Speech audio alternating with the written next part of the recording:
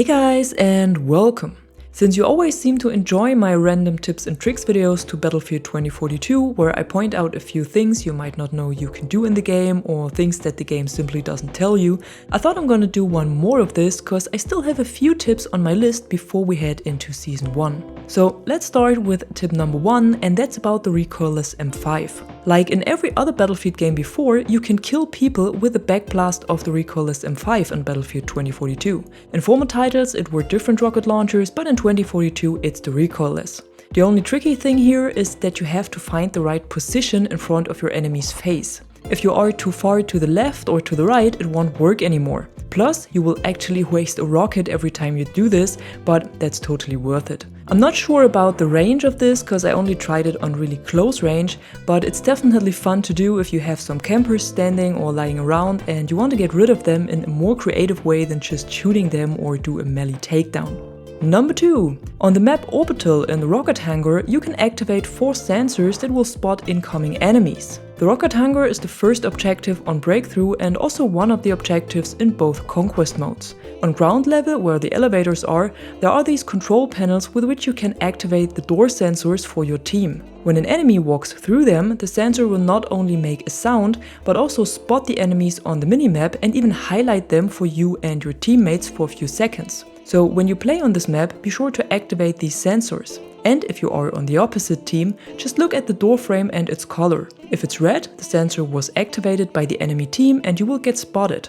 If it's blue, the sensor works for your team. If you are the first one to walk through a red sensor, do your teammates a favor and turn it blue, so none of them get spotted as well. What you can also do is deactivate the sensors from distance with a RAW. This way you won't even have to walk through them, you can activate and deactivate them through walls.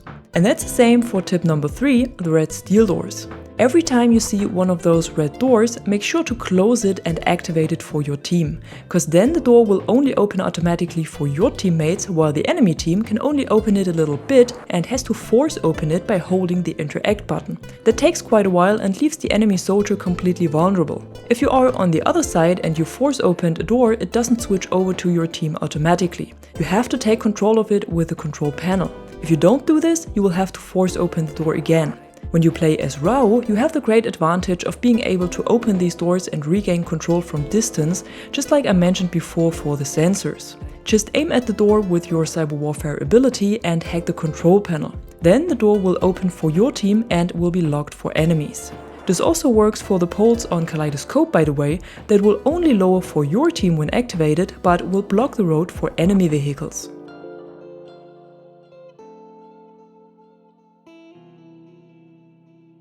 What you can also do with these auto-opening doors, and that's tip number 4, is to equip them with C5. Cause once the door starts to open, the C5 will go off. This technique is definitely fun to watch, but it has 2 disadvantages. Once the C5 goes off, there won't be a door anymore and most of the times also no wall. And if the C5 is on the inside of the building, but the enemy tries to enter from the outside, it won't deal any damage to them.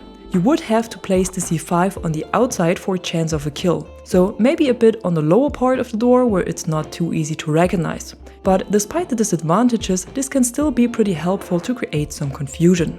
Another thing that you might not know about Battlefield 2042 is that the robot dog ranger can capture flags on its own. And that works because the dog counts as an ally in the objective area. So when you point your crosshair at an objective and it shows 2 allies or 2 enemies on the objective, it doesn't necessarily mean that it's 2 human players. It can also be 1 player and a ranger. So you can send ranger to an objective to capture it while you clean the outside from enemies or make sure there's no one around. Just bring up the comma rows by holding Q on PC, RB on Xbox or R1 on PlayStation, and then press E on PC, X on Xbox or square on PlayStation to command ranger to a position, for example an objective. He will then stay there and defend the point. And that's also helpful if you try to capture an objective on your own and there are no teammates with you. Just call in a ranger to help you capture it faster. And then, when you're done capturing and ranger was a good boy, make sure to give it some cuddles. To do this, command it to a point like I described before so it's not running around, and then stand close to it and hold the interact button for at least 3 seconds. That should be E on PC, X on Xbox or square on PlayStation. Then an animation will start where the camera switches to third-person view and your soldier is petting the dog. Next up are 2 more things to specialist gadgets that you might not know, but that are pretty nice as well. The first one is the quick menu for Sundance's grenade belt. If you feel like switching from one grenade type to another when playing as Sundance is annoying and you would like to have a more comfortable way of choosing grenades, you can also bring up the quick menu for the belt. To do this, you need to press the gadget button, which is 3 on PC and D-pad left on controller, and then hold the button for the plus menu, which is T on PC, LB on Xbox and L1 on PlayStation. This way, you open a plus menu for the grenade belt with which you can switch the types as well. But I gotta be honest, I don't think this is much faster than tapping the button several times. I wish they would simplify this a bit so you would only hold the gadget button to bring it up instead of tapping it and then holding another button. But just in case you didn't know this exists, now you know. And last but not least, something that is as much fun as doing kills with the Backblast of the Recoilless M5, and that's doing kills with Falk's Syrette pistol. Unfortunately, it's not that easy to do since it only does about 10 to 20 damage depending on the range and body part, but if an enemy is low on health already, you can still get a kill in with it. So that's the equivalent to the syringe kills or the defibrillator kills in former Battlefield titles. And that's it for today. Tell me in the comments below if you knew all these things already or if you learned something new here. And if you enjoyed this video, be sure to drop a like and subscribe to the channel for more content like this. Until then, thanks for watching. I'm the Catwoman and you are awesome.